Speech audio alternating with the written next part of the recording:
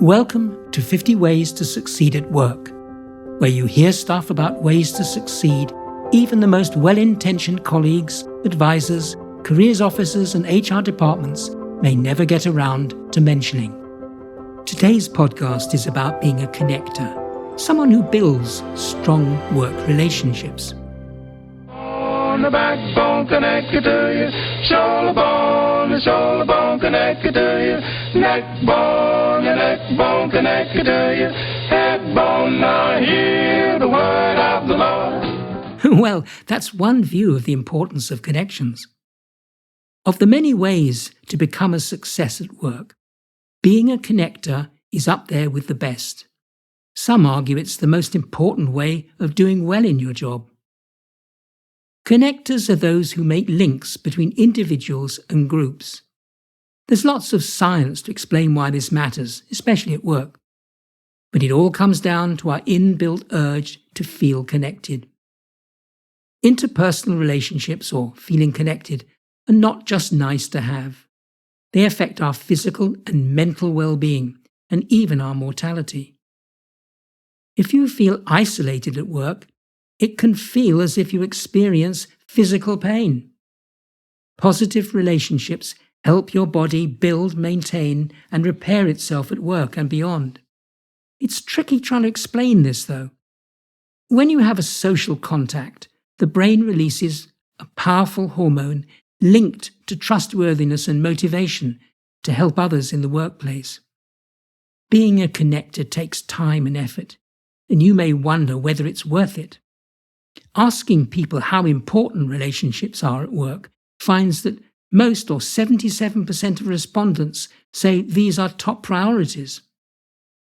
Connectors are powerful because what they do goes beyond brain rewards. Good connections, for example, mean better collaboration, improved problem solving, more engagement and commitment, and making space for new ideas and innovation. They also help you be happier, more engaged, and more productive. They make it easier to discover what's going on and can be a vital source of information and support in doing your job well. So, how can you become a connector? What will it take to make it happen?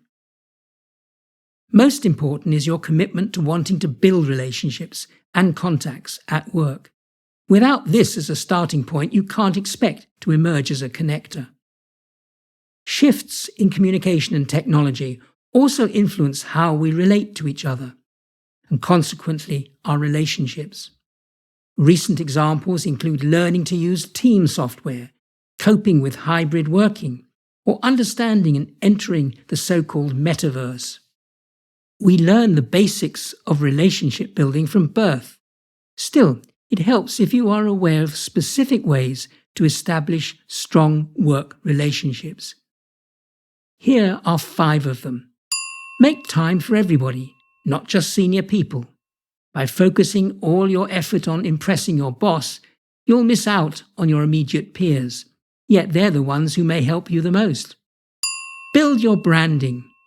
You'll be a long way to becoming a connector if you come across as a reliable, helpful, and respectful team member.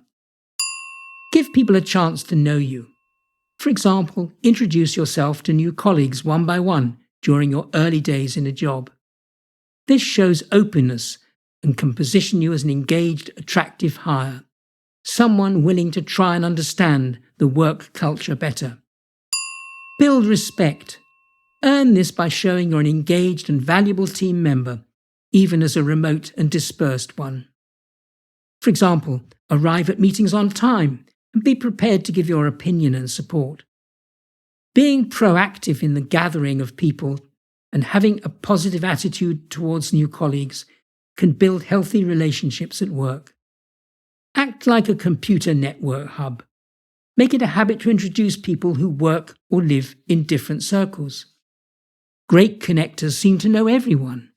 For example, they never stand next to 2 people without introducing them to each other.